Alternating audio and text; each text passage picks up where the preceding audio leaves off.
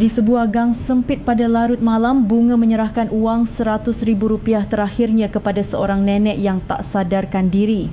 Hanya dalam satu hari, hidup Bunga berubah total. Tekan tombol subscribe. Bersama Kisah Emas, saya akan menceritakan kisah yang mengharukan. Mari kita mulai ceritanya. Pukul 8 pagi, para siswa yang berjalan santai menuju sekolah tiba-tiba berhenti. Sebuah mobil sedan mewah terparkir di depan gerbang sekolah, bukan mobil biasa, melainkan mobil yang hanya dinaiki oleh direktur utama perusahaan besar. Mobil itu adalah Mercedes Maybach hitam dengan pelat nombor yang tak biasa. Wah, mobil apa itu? Punya siapa ya? Kenapa mobil seperti itu ada di sekolah kita? Apa kepala sekolah kita baru? Para siswa mulai berbisik-bisik. Beberapa siswa mengambil foto dengan ponsel mereka, sementara yang lain berkeliling mengagumi mobil itu meskipun semuanya menjaga jarak. Tiba-tiba pintu mobil terbuka dan seorang pria berjas rapi keluar. Ia melihat sekeliling sebelum dengan sopan membukakan pintu belakang. Perlahan seorang nenek berusia sekitar 80 tahun dengan aura berwibawa turun dari mobil. Rambut putihnya disanggul rapi dan ia mengenakan setelan abu-abu elegan yang membuatnya tampak seperti tokoh dalam filem. Cara berjalannya berbeza, lambat namun penuh percaya diri, lembut namun berwibawa. Wow, sepertinya beliau orang penting. Tapi siapa ya? Apa hubungannya dengan sekolah kita? Bisik-bisik para siswa semakin keras. Namun yang lebih mengejutkan adalah apa yang terjadi selanjutnya. Sang nenek mulai berjalan perlahan di antara kerumunan siswa seolah mencari seseorang. Tiba-tiba ia berhenti di depan seorang siswi Bunga Lestari. Seketika, tubuh Bunga membeku. Wajahnya pucat pasi dan jantungnya berdebar kencang. Ingatan sebulan yang lalu melintas di benaknya. Tatapan lembut, suara yang memohon dan genggaman tangan hangat yang erat. Mungkinkah itu benar-benar beliau? Bunga tidak bisa mempercayainya. Nenek yang kutolong waktu itu adalah orang sehebat ini. Ia bahkan ragu apakah mereka orang yang sama. Nenek itu tersenyum lembut pada Bunga, senyum yang penuh rasa terima kasih dan kehangatan. Bunga Lestari kan? Suara nenek itu sama persis seperti sebulan yang lalu lembut, namun dalam. Bunga hanya bisa mengangguk. Suasana di sekitar mereka menjadi hening. Semua siswa merasakan ada sesuatu yang luar biasa sedang terjadi. Sang nenek memegang tangan Bunga dengan lembut, lalu menatap para siswa di sekelilingnya dan berkata dengan suara jelas, "Anak ini adalah penyelamat hidup saya dan kepadanya lah saya akan mempercayakan sisa hidup saya." Seketika suasana menjadi senyap, bahkan suara angin seakan berhenti. Para siswa ternganga, beberapa menatap satu sama lain dengan mata terbelalak. Apa kata beliau tadi? Penyelamat hidup. Apa yang Bunga lakukan? Bisik-bisik kembali terdengar. Saat itu wali kelas Ibu Kartika datang berlari dengan tergesa-gesa. Sambil terengah-engah, ia mencoba memahami situasi. "Maaf, ada apa ini? Apakah siswi kami berbuat salah?" Suara Ibu Kartika terdengar cemas dan bingung. Namun sang nenek menggelengkan kepala dan menjawab dengan lembut, "Bukan kesalahan, tapi sebuah perbuatan yang sangat mulia. Anak ini memberi saya alasan untuk hidup kembali di saat saya hampir menyerah." Air mata mulai mengalir di pipi Bunga. Namun itu bukan air mata kebahagiaan semata. Ada campuran emosi yang kompleks, kegirangan, kebingungan dan juga beban tanggungjawab yang berat. "Nenek, benarkah itu nenek?" tanya Bunga dengan suara bergetar. Nenek itu mengangguk dan tersenyum lebih hangat. "Benar, nama saya Suryani Wijoyo dan kamu adalah Bunga Lestari yang telah menyelamatkan saya." Seketika kerumunan menjadi gempar. Tidak ada yang tidak mengenal nama Suryani Wijoyo. Ia adalah pendiri Grup Nusantara, salah satu konglomerat perempuan paling berpengaruh di Indonesia. Dan kini, ia datang langsung ke sekolah untuk mencari Bunga. "Ingatlah anak ini baik-baik," kata Nenek Suryani. "Karena di masa depan, dialah yang akan mewarisi semua milik saya." Pernyataan itu membuat para siswa benar-benar terkejut. Beberapa menjerit sementara yang lain menggelengkan kepala tak percaya. Ibu Kartika maju dengan panik. "Tunggu sebentar. Bisakah anda jelaskan apa yang sebenarnya terjadi? Apa yang telah Bunga lakukan?" Nenek Suryani menatap bunga dan berkata dengan tenang, anak ini memberikan seluruh uang yang dimilikinya RM100,000 untuk menolong saya. Tanpa pamrih, dengan hati yang tulus, uang RM100,000 itu dan ketulusan hatinya telah menghidupkan saya kembali. Bunga teringat kembali kejadian itu. Saat ia melihat seorang nenek pingsan di jalan, tanpa ragu ia memesan taksi. Saat ia menyerahkan satu-satunya uang yang ia miliki, RM100,000 untuk membayar ongkos taksi. Kisah ini sebenarnya dimulai sebulan yang lalu saat Bunga pulang setelah menyelesaikan pekerjaan paruh waktunya sebagai pengemudi ojek online. Saat itu, Bunga tidak tahu siapa nenek yang ditolongnya dan bagaimana keputusannya akan mengubah hidupnya selamanya.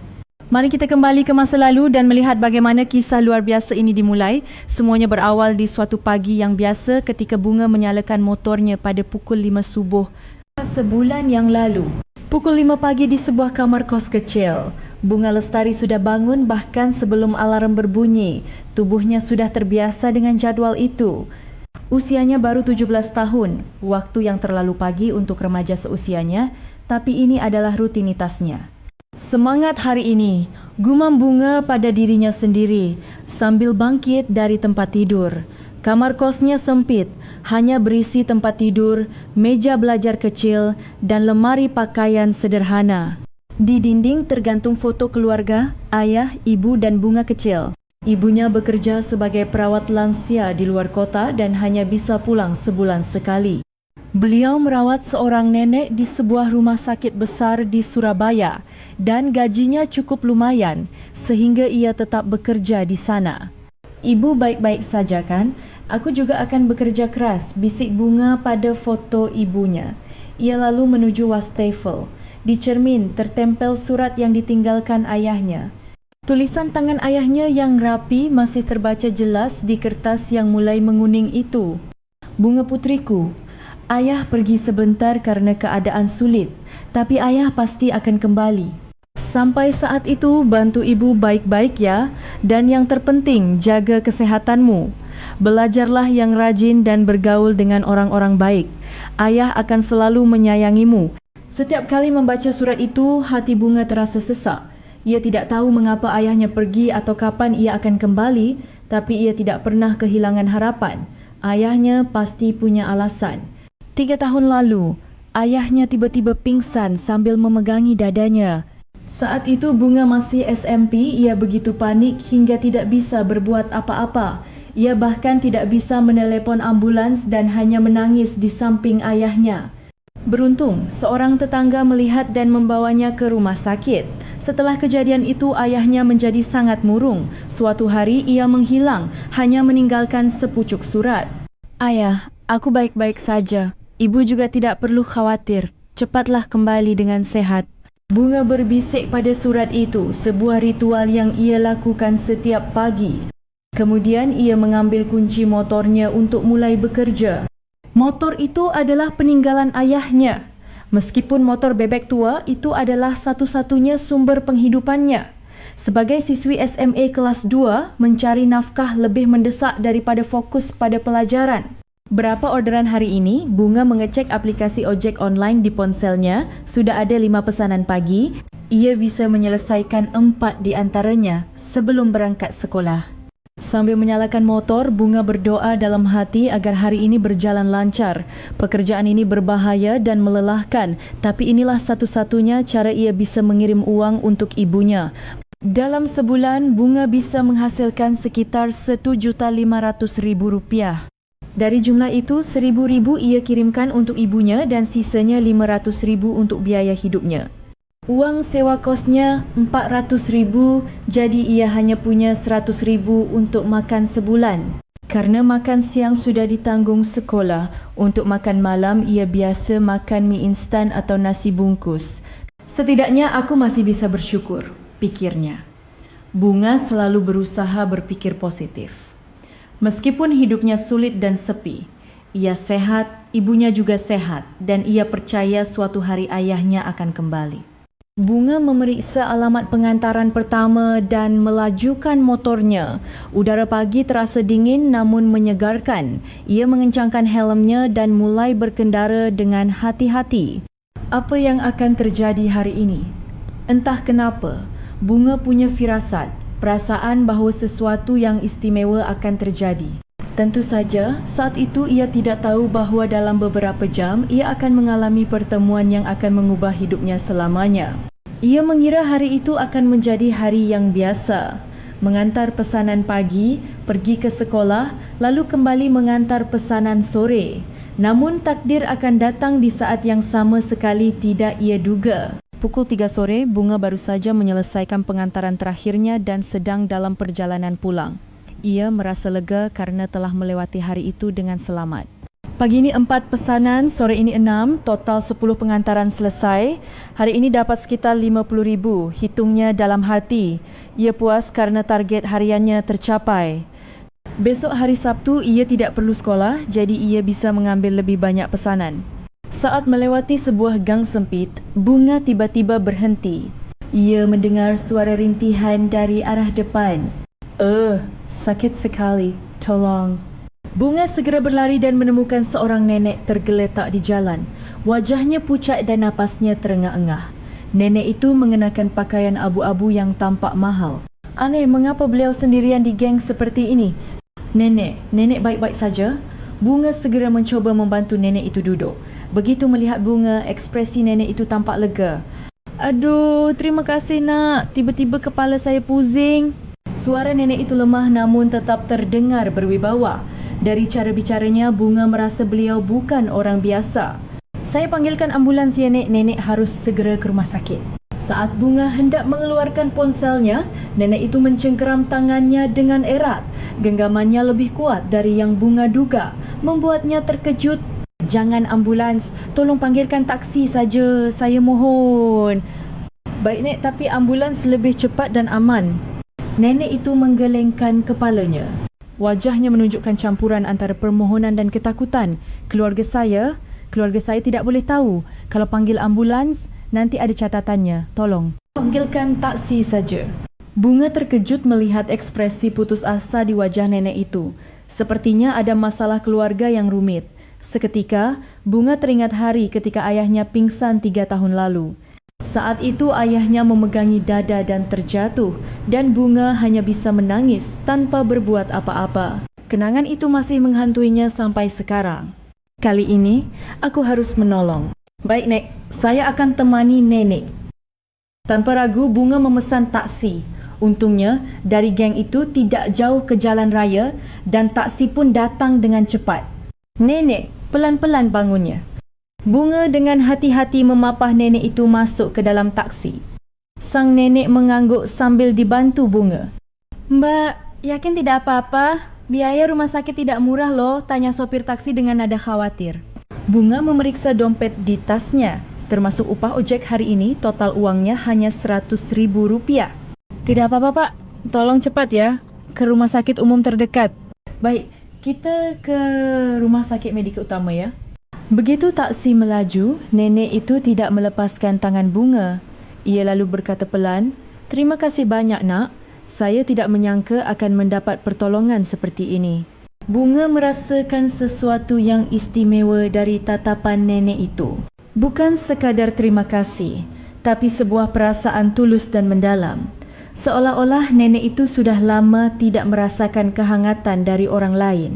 Sudah sewajarnya Nek, mana mungkin saya membiarkan nenek yang sedang sakit sendirian. Selama perjalanan ke rumah sakit, nenek itu terus memegangi tangan Bunga. Tangannya hangat namun gemetar. Apa tidak sebaiknya menghubungi keluarga nenek? Tanya Bunga hati-hati. Namun, nenek itu menggeleng. Belum, jangan sekarang. Nanti saya hubungi sendiri.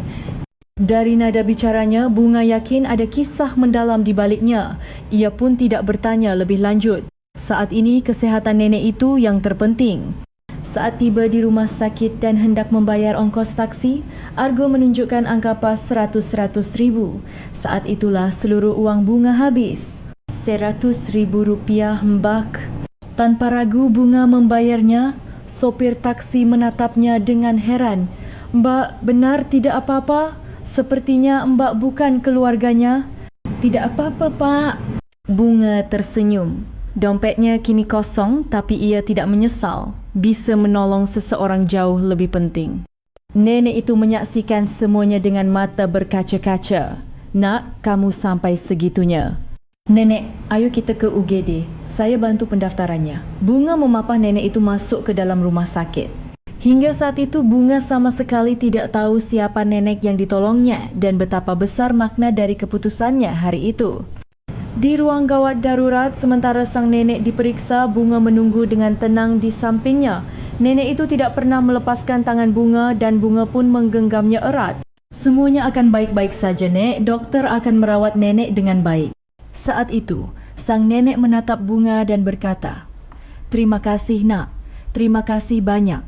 Masih ada anak sepertimu di dunia ini." Namun, Bunga baru akan menyadari beberapa hari kemudian bahawa pertemuan ini bukanlah kebetulan semata. 2 hari kemudian, saat pelajaran tambahan di sekolah, Bunga dan teman-temannya menonton berita di televisi kelas. Biasanya mereka tidak tertarik dengan berita, tapi entah kenapa hari itu perhatian mereka tertuju ke sana. Ketua Grup Nusantara Suryani Wijoyo yang telah hilang sejak bulan lalu kini dilaporkan kemungkinan masih hidup. Suara penyiar berita membuat seisi kelas hening. Siapa yang tidak kenal Grup Nusantara, salah satu perusahaan terbesar di negeri ini. Menurut kesaksian seorang warga, sosok yang mirip dengan Ibu Suryani terlihat di salah satu sudut kota Jakarta. Pihak kepolisian menyatakan sedang menyelidiki laporan ini dengan hati-hati. Di layar televisi muncul foto Suryani Wijoyo, seorang nenek berusia 80-an dengan penampilan yang berwibawa. Saat melihat wajah itu, jantung Bunga seakan berhenti berdetak. "Loh, bukannya ini?" gumam Bunga tanpa sadar. Rina, teman sebangkunya, menoleh. "Kenapa? Kamu kenal?" "Aku pernah lihat beliau. 2 hari yang lalu beliau pingsan di jalan dan aku membawanya ke rumah sakit." Mendengar ucapan Bunga, teman-teman di sekitarnya menoleh. Namun, ekspresi mereka menunjukkan ketidakpercayaan. "Apa? Bunga, kamu bercanda kan?" kata Rina sambil tertawa.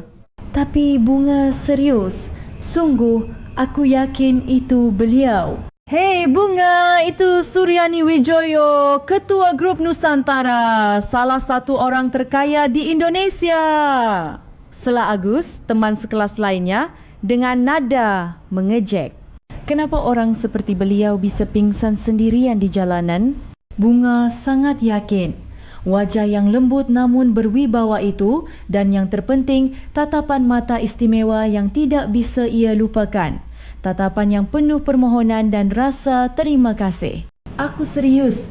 Aku bahkan membayar ongkos taksinya Rp100.000. Beliau terus memegang tanganku dan mengucapkan terima kasih." "Wah, Rp100.000? Tanya Rina kaget. "Bunga, bukannya itu semua uangmu?" "Iya, tapi aku tidak menyesal." Saat itu wali kelas mereka, Ibu Kartika, masuk ke kelas. Mendengar keributan, beliau bertanya ada apa. "Ada apa ini ribut-ribut?" "Ini Bu, Bunga bilang dia menolong Ketua Grup Nusantara, lapor Agus," dengan nada mencibir. Ibu Kartika menatap Bunga dan menghela napas. Mana mungkin seorang ketua konglomerat pingsan sendirian di jalanan, ucapannya dingin dan realistis. Ibu Kartika adalah guru yang hanya peduli pada nilai dan ujian dan menganggap hal-hal seperti impian atau kebaikan hati sebagai sesuatu yang tidak praktis. "Tapi Bu, itu benar." "Sudah cukup, itu pasti hanya orang yang mirip.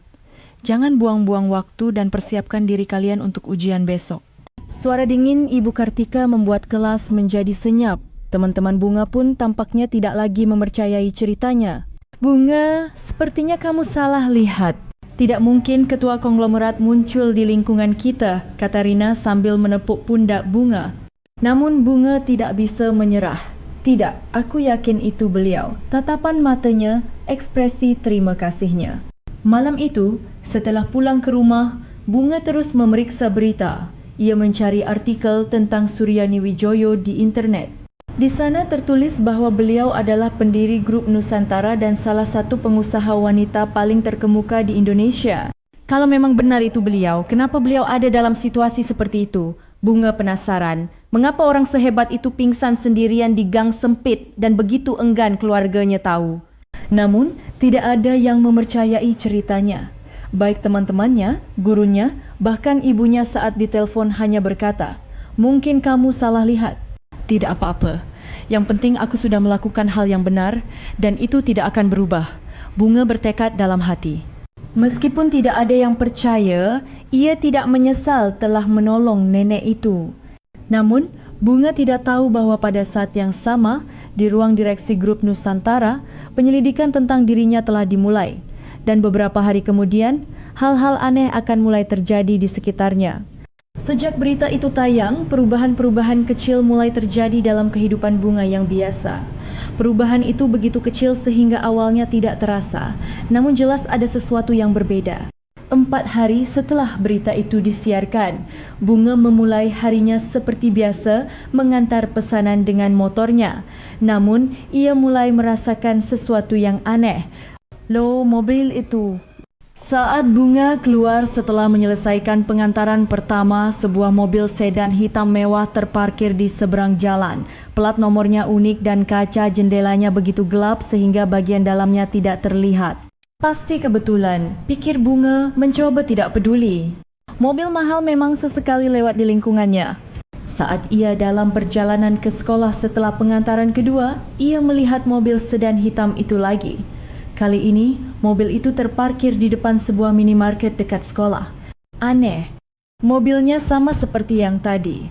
Bunga mencoba melihat lebih jelas, tetapi mobil itu segera melaju pergi, seolah menghindari tatapannya. Saat jam makan siang, Rina menghampirinya. "Bunga, akhir-akhir ini kamu merasa ada yang aneh tidak?"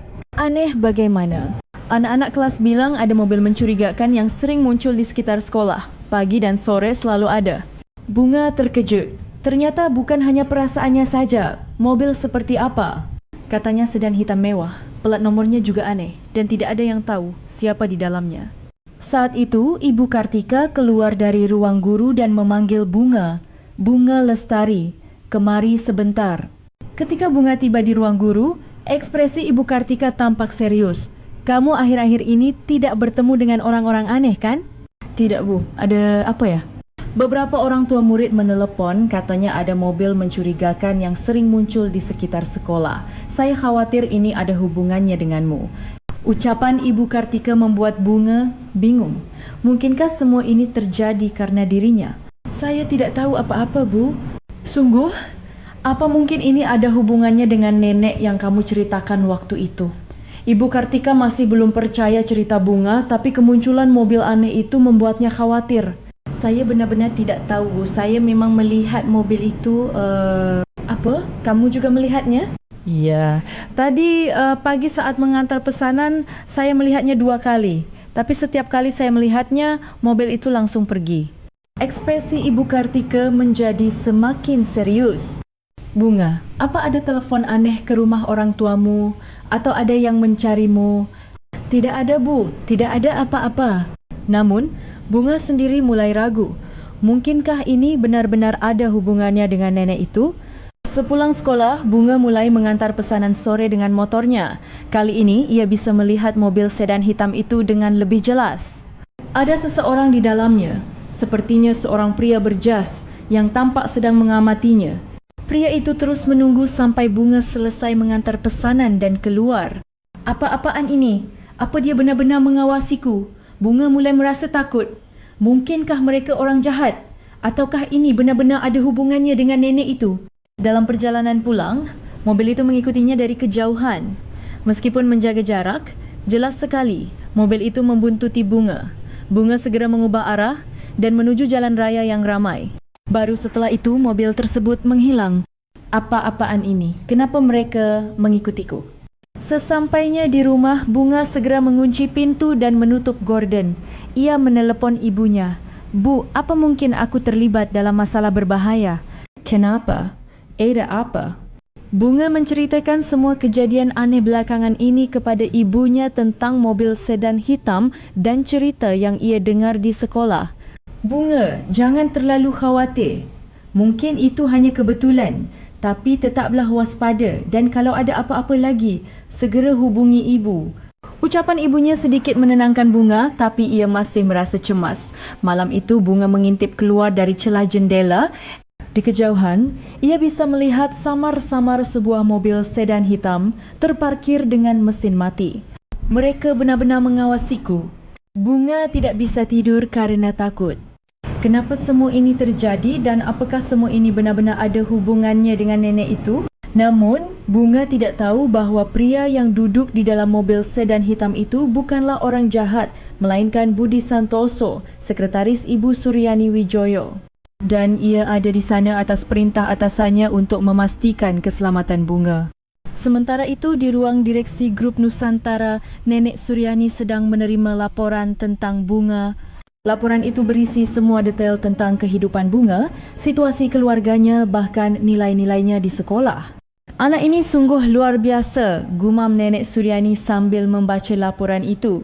Ia merasa kagum dan dalam hatinya ia telah membuat sebuah keputusan. Sudah saatnya aku menemuinya secara langsung. Pada saat yang sama, di ruang direksi di lantai tertinggi markas besar Grup Nusantara, Suryani Wijoyo berdiri di dekat jendela besar memandangi pemandangan kota Jakarta. Meskipun sudah larut malam, matanya tampak tajam. Ibu, ini laporan investigasi mengenai Bunga Lestari. Budi Santoso, sekretarisnya, meletakkan sebuah map tebal di atas meja. Budi telah melayani Suryani dengan setia selama lebih dari 10 tahun. Terima kasih Pak Budi. Suryani perlahan duduk dan membuka laporan itu. Di halaman pertama ada foto Bunga diikuti oleh informasi pribadinya secara rinci. Bunga Lestari, 17 tahun. Ayah menghilang, ibu bekerja sebagai perawat lansia di luar kota. Semakin dalam Suryani membaca, ekspresinya menjadi semakin serius. Laporan itu menggambarkan betapa sulitnya kehidupan Bunga, namun juga betapa gigihnya ia berjuang. Setiap pagi bangun jam 5 untuk bekerja sebagai ojek online dan nilai-nilainya di sekolah tetap masuk peringkat atas. Benar Bu, menurut keterangan wali kelasnya, ia adalah siswi yang sangat rajin dan bertanggung jawab. Jawab Budi dengan hormat. Selama beberapa hari terakhir, Budi telah menyelidiki Bunga secara menyeluruh, bukan untuk mencelakainya, tetapi untuk memastikan keamanannya sesuai perintah Suryani. Dan apakah rekaman CCTV saat ia menolong saya sudah didapatkan? Oh, sudah Bu, ada di sini. Budi menyalakan tablet dan memutar video. Layar menampilkan Bunga yang menemukan Suryani pingsan dan tanpa ragu berlari menolong. Suryani berkaca-kaca melihat rekaman itu. Ia melihat bagaimana Bunga memapahnya, memesan taksi dan membayar ongkos taksi dengan seluruh uang yang dimilikinya RM100,000. Despa membatu biar bahaha, dastakahaza. Anak ini benar-benar seperti malaikat. Suara Suryani bergetar. Selama 70 tahun lebih hidupnya, ia belum pernah melihat kebaikan yang begitu murni.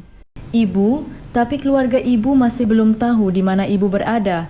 Kata Budi, hati-hati. Suryani sudah hilang lebih dari sebulan, tetapi ia belum menghubungi keluarganya sama sekali. Mereka tidak mencari saya. Mereka hanya mencari harta saya, jawab Suryani dengan nada penuh kekecewaan. Sebenarnya ada alasan mengapa Suryani bersembunyi seperti ini. Sebulan yang lalu, ia tidak sengaja mendengar percakapan antara putra dan menantunya yang sedang membahas pembagian warisan seolah-olah menantikan kematiannya.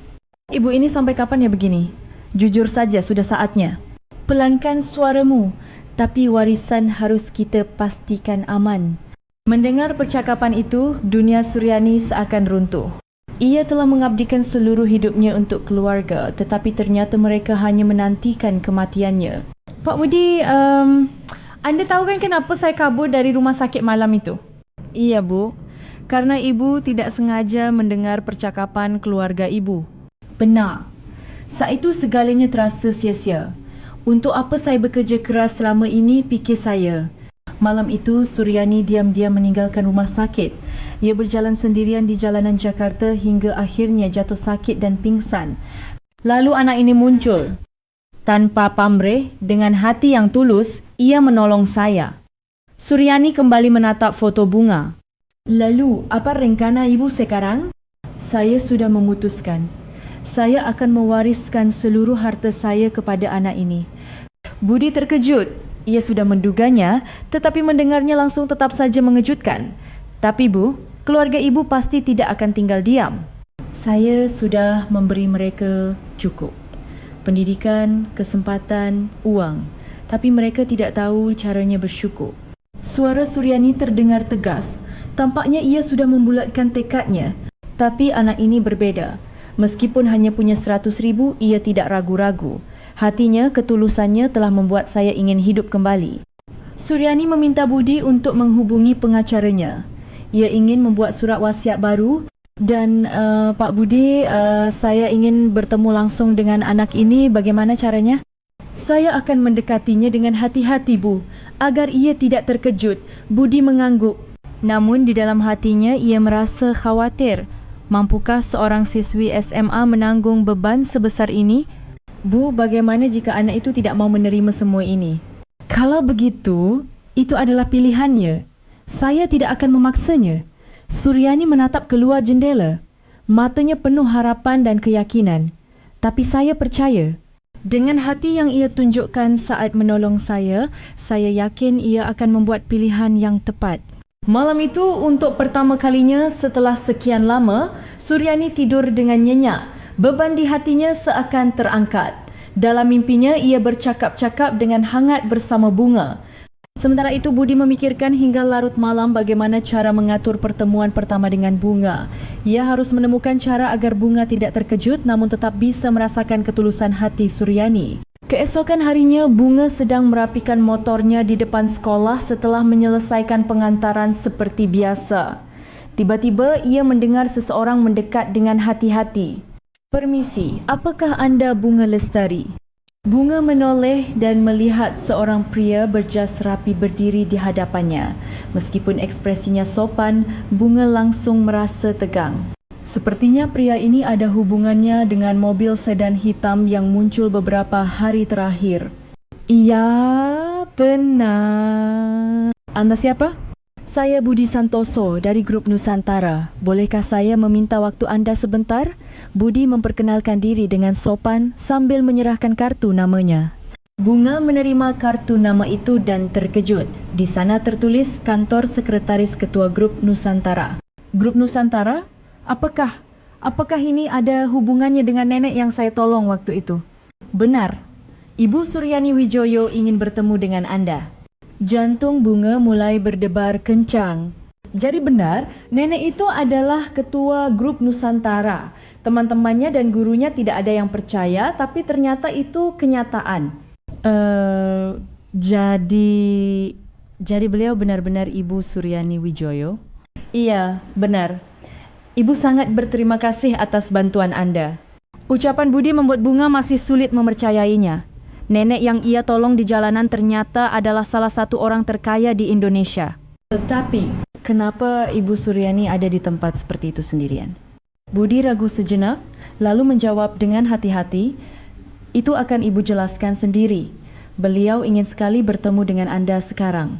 Bertemu dengan saya? Kenapa? Bunga merasa bingung. Mengapa orang sehebat itu ingin bertemu dengan siswi SMA biasa sepertinya? Iya. Ibu ingin sekali bertemu dengan anda.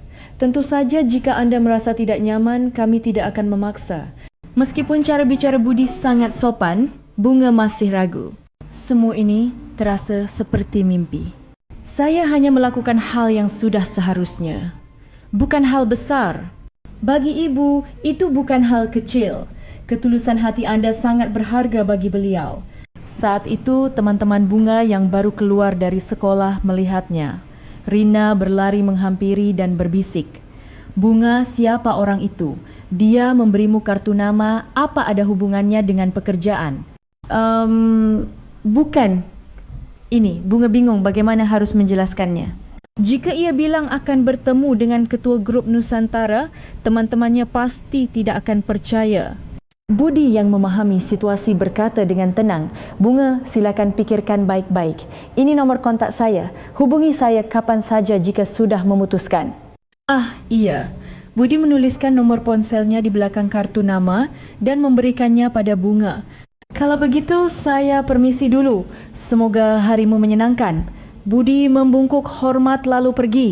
Teman-teman Bunga langsung mengerumuninya. Bunga, sebenarnya ada apa? Pria berjas itu memberimu kartu nama. Apa ada hubungannya dengan nenek yang kamu ceritakan? Tanya Rina dengan mata terbelalak. Bunga mengangguk. Iya, ternyata beliau benar-benar ketua grup Nusantara. Apa? Sungguhan! Teriak teman-temannya. Akhirnya mereka mulai mempercayai cerita Bunga. Malam itu di rumah, Bunga menatap kartu nama dari Budi sambil berfikir, haruskah ia menghubunginya? Ia menceritakan hal ini kepada ibunya saat menelepon.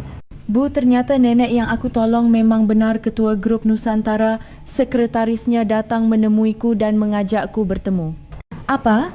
Putri ibu menolong orang sehebat itu? Lalu bagaimana? Ibunya juga terkejut. Namun suaranya segera berubah cemas.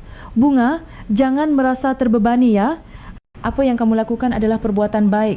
Anggap saja ini hal biasa. Iya, Bu. Tapi, apa sebaiknya aku menemuinya? Sepertinya tidak ada salahnya bertemu untuk sekadar menyapa. Tapi keputusannya ada di tanganmu, Bunga. Bunga berfikir hingga larut malam. Tatapan nenek itu terus terbayang di benaknya. Ekspresi penuh permohonan dan terima kasihnya. Kalau beliau juga ingin bertemu denganku, sepertinya tidak ada salahnya aku menemuinya. Keesokan paginya, Bunga memberanikan diri menghubungi Budi. Selamat pagi, Pak Budi. Saya Bunga Lestari. Bunga, terima kasih sudah menelepon. Suara Budi terdengar lega. Saya ingin bertemu dengan Ibu Suryani. Kapan saya bisa bertemu? Terima kasih banyak, Ibu pasti akan sangat senang. Apakah anda ada waktu sore ini? Ya, bisa. Baik, saya akan menjemput anda. Kita bertemu di depan sekolah. Jantung Bunga berdebar kencang. Akhirnya ia akan bertemu lagi dengan nenek itu. Tapi kali ini sebagai ketua grup Nusantara. Apa yang akan beliau katakan dan apa yang harus kukatakan? Bunga merasa bersemangat sekaligus gugup. Namun, di sisi lain, ia senang bisa melihat kembali senyum hangat nenek itu. Keesokan harinya, pukul 8 pagi, para siswa yang berjalan santai menuju sekolah tiba-tiba berhenti. Mobil sedan hitam mewah yang mereka lihat kemarin terparkir di depan gerbang. Tapi hari ini ada yang berbeda. Pintu mobil terbuka dan Budi keluar lebih dulu. Kemudian dengan sopan ia membukakan pintu belakang dan Ibu Suryani Wijoyo yang mengenakan setelan abu-abu berwibawa turun perlahan. Loh, bukannya itu yang kemarin ada di TV, ketua grup Nusantara kan? Kenapa ada di sekolah kita? Para siswa mulai berbisik-bisik. Nenek Suryani berjalan perlahan di antara kerumunan siswa dan berhenti tepat di depan Bunga yang baru tiba. Nenek, panggil Bunga pelan. Nenek Suryani tersenyum hangat. Bunga, kita memang berjanji bertemu kemarin tapi nenek tidak sabar. Nenek sangat merindukanmu. Suasana di sekitar mereka menjadi hening. Para siswa menatap dengan ekspresi bingung. Saat itu Nenek Suryani memegang tangan Bunga dengan lembut, menatap sekeliling dan berkata dengan suara jelas, dengarkan baik-baik. Anak ini adalah penyelamat hidup saya dan kepadanyalah saya akan mempercayakan sisa hidup saya. Seketika suasana menjadi senyap, bahkan suara angin seakan berhenti. Nenek, jangan berkata seperti itu. Bunga mencoba mengelak karena panik, tapi Nenek Suryani menggelengkan kepala. Tidak, Bunga. Ini adalah sesuatu yang harus nenek katakan. Saat itu Ibu Kartika datang berlari dengan tergesa-gesa, terengah-engah mencoba memahami situasi. Maaf, ada apa ini? Apakah siswi kami membuat masalah? Ibu Kartika yang beberapa hari lalu sama sekali tidak percaya cerita Bunga, kini berhadapan langsung dengan Suryani Wijoyo dan tampak bingung harus bereaksi bagaimana. Bukan membuat masalah, tapi menyelamatkan hidup saya. Suara Nenek Suryani tegas namun hangat. Anak ini memberikan seluruh uang yang dimilikinya, Rp100.000 untuk menolong saya, tanpa pamrih, dengan hati yang tulus. Para siswa mulai berbisik-bisik. Kini mereka akhirnya percaya bahwa Bunga benar-benar telah menolong ketua grup Nusantara. Uang Rp100.000 itu dan ketulusan hatinya telah menghidupkan saya kembali. Saya sudah putus asa karena dikecewakan oleh keluarga saya. Tapi anak ini muncul. Meskipun tidak ada ikatan darah dan tidak saling kenal, ia menolong saya tanpa ragu. Air mata mulai mengalir di pipi Bunga. Setiap kata yang diucapkan Nenek Suryani menyentuh hatinya. Saya tidak tahu nenek dalam keadaan seperti itu. Justru karena itulah perbuatanmu sangat berharga, Bunga. Kamu tidak menghitung untung rugi. Kamu hanya bertindak karena ingin menolong. Nenek Suryani kembali menatap para siswa di sekelilingnya dan mengumumkan, ingatlah anak ini baik-baik. Karena di masa depan, dialah yang akan mewarisi semua milik saya. Seketika seluruh sekolah menjadi hening. Bahkan para siswa yang mengintip dari jendela pun menahan napas. Tapi Nek, saya tidak pantas menerima semua ini. Pantas, Bunga. Kamu sudah membuktikannya. Hati yang kamu tunjukkan hari itu adalah buktinya. Ibu Kartika bertanya dengan suara gemetar, Ibu, apakah ini benar-benar sungguhan? Tentu saja. Saya sudah berkonsultasi dengan pengacara dan menyelesaikan semua persiapannya. Jawaban Nenek Suryani membuat Ibu Kartika terdiam. Beberapa hari yang lalu, ia menganggap cerita ini tidak masuk akal. Bunga, jangan merasa terbebani. Nenek hanya ingin kamu bahagia dan nenek harap kamu tidak akan pernah kehilangan kehangatan hatimu itu. Bunga menggenggam tangan Nenek Suryani dengan erat. Nenek, saya sangat senang bisa bertemu nenek lagi. Sejak hari itu, saya selalu mengkhawatirkan nenek. Terima kasih Bunga, nenek juga sangat senang bisa bertemu denganmu lagi. Para siswa di sekitar mulai bertepuk tangan. Awalnya ragu-ragu, lalu semakin keras. Mereka merasa takjub dan terharu melihat kebaikan hati Bunga telah menciptakan keajaiban seperti ini. Wah, Bunga hebat sekali. Memang Bunga begitu. Dia selalu suka menolong orang lain. Suara dukungan teman-temannya terdengar. Baru saat itulah Bunga bisa menerima bahawa semua ini adalah kenyataan. Namun, tidak ada yang tahu seberapa besar dampak dari pengumuman ini. Berita bahawa pendiri grup Nusantara akan mewariskan seluruh kekayaannya kepada seorang siswi SMA yang bukan kerabatnya akan segera mengguncang seluruh negeri. Ayo, ikut nenek sekarang. Banyak yang ingin nenek bicarakan, kata Nenek Suryani sambil menuntun Bunga ke mobilnya. Bunga merasa seperti sedang bermimpi. Namun genggaman tangan hangat Nenek Suryani meyakinkannya bahawa semua ini adalah nyata. Sejak sore itu, ponsel Bunga tidak berhenti berdering. Berbagai media berlomba-lomba meminta wawancara dan media sosial heboh dengan cerita Bunga. Gadis ojek online jadi pewaris grup Nusantara. Siswi SMA terima warisan triliunan rupiah bermodal 100,000. Judul-judul sensasional menghiasi halaman utama portal berita, namun tidak semua reaksi positif. Tidak masuk akal. Kenapa bukan keluarga sendiri? Pasti ada udang di balik batu. Apa ketua konglomerat itu sudah pikun? Komentar-komentar jahat mulai bermunculan. Bunga merasa sedih membacanya. Masalah yang lebih besar datang dari reaksi keluarga grup Nusantara. Putra, menantu dan cucu-cucu Suryani Wijoyo menyerbu kantor. Ibu, apa-apaan ini? Putra sulungnya, Bambang, mendobrak pintu ruang direksi. Di belakangnya, istri dan anak-anaknya mengikuti. Bambang sudah lama tidak bertemu. Nenek Suryani berkata dengan tenang dari kursinya.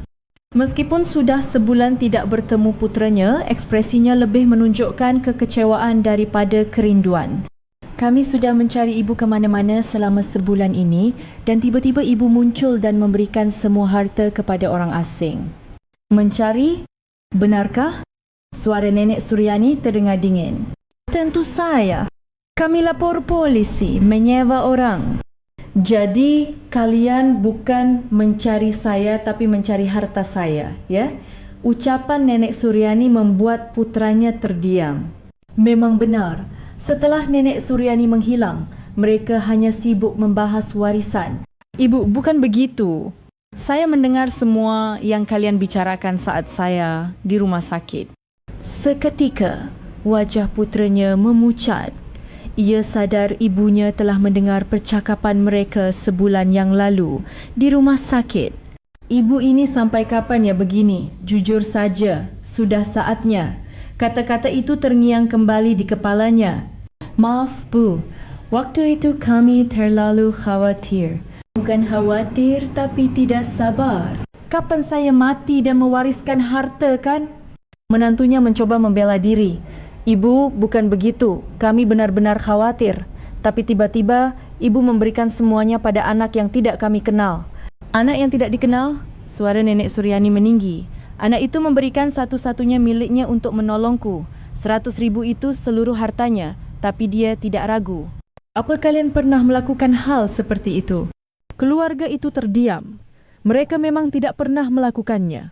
Sementara itu di sekolah, Ibu Kartika menghadapi situasi sulit di ruang kepala sekolah. Bu Kartika, bagaimana kita harus menangani masalah ini? Tanya kepala sekolah dengan cemas. Sekolah tiba-tiba menjadi sorotan media.